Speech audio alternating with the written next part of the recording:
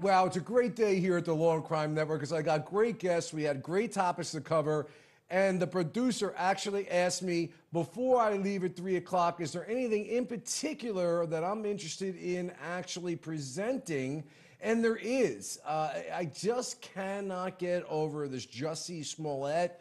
I never heard of the guy before. I never heard of the show before. It shows you how backwards I am. I'm just all about law and crime. And since he is involved in law and crime, we're going to break it down a little bit more with Natalie and Gene. We got a little bit of a precursor here from the great Jesse Weber from the Law and Crime Network. Let's take a look at it before I'm going to go full tilt against this district attorney, Kim Foxx. We'll be right back.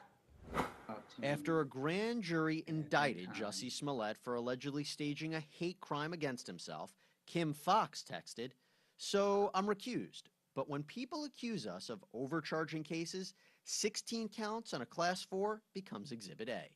When Fox's office later dropped all charges, it ignited a firestorm of criticism, including from the mayor. This is a whitewash of justice.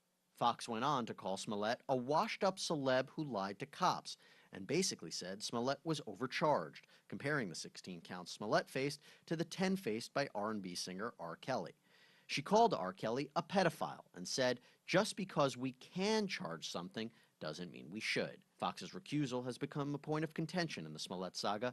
She said she removed herself from overseeing the case after speaking to a Smollett family member while the case was being investigated as a hate crime, not a hoax. But Foxx did not legally recuse herself.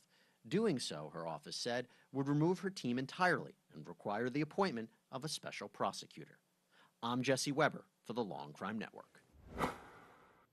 This makes my head explode, okay? Because I'm trying to figure out, folks, whether or not this was for her own political advantage, personal advantage, whether or not she's just merely incompetent, whether or not she understands the criminal justice system. There's so much shade that is thrown on us with those comments. Let's start with the most stupidest thing she said, equating this case to the R. Kelly case. She got the line, just because we can doesn't mean we should. I agree, District Attorney Foxx, that's true.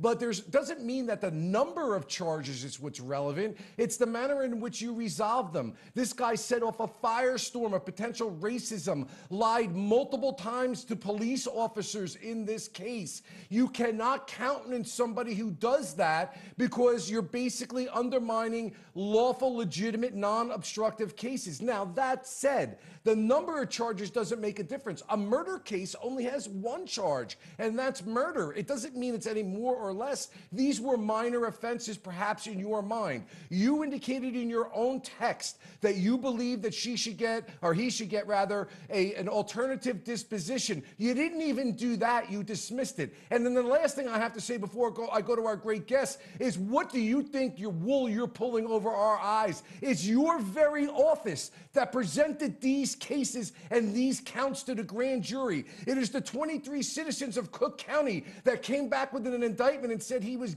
responsible for all these and should be held over. And with all of that, the case you presented, whether it be one charge, whether it be 50,000 charges, you made a decision that the just result for lying, creating racism, deprecating those hate statutes that were there to protect real victims of crime is to dismiss it. Then what the heck did you present it to the grand jury for in the first place? This case gets me so agitated because it's rotten to its core. Natalie. I couldn't agree more with you. We have such divide in this country right now. And to add fuel to the fire, why? Why? I just don't understand it. Right, and Gene, this whole concept that's out there that people think, well, he got 16 charges and R. Kelly only gets 4 charges and this one only gets 1 charge for murder. This is, these are text messages. So I'm going to presume she was believing what she was saying. It's not about the number of charges. A number 16 fourth-degree offenses are different than one first-degree offense. You don't base a case based upon the number of charges. You base it upon what the appropriate resolution was going to be. And if you were going to dismiss it, what the hell did you present it for in the grand jury anyway? I'll tell you what my thoughts are, Gene. She wanted that grand jury to no-bill it. She wanted that grand jury to walk away from Jussie Smollett, but the prosecutors lost control of the grand jury, which is rather unusual, and they came back with the charges, and then she was stuck with them, so she dismissed them. This just sickens me, Gene. It's disgusting. She should be removed from office. You know what? Perhaps worse than her personal gain is these texts demonstrate a complete lack of understanding of how the criminal justice system works.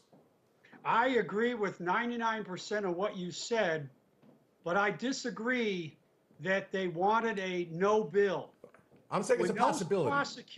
When those prosecutors initially presented it to the grand jury, I think Kim Foxx was actually recused. And when they returned the 16 counts, which was way too much, should have been maybe 4. When they returned 16 counts, I think Kim Foxx got holy hell from people, and then she got back into the case, and this canard that she can't get off the case, will have to have a special prosecutor.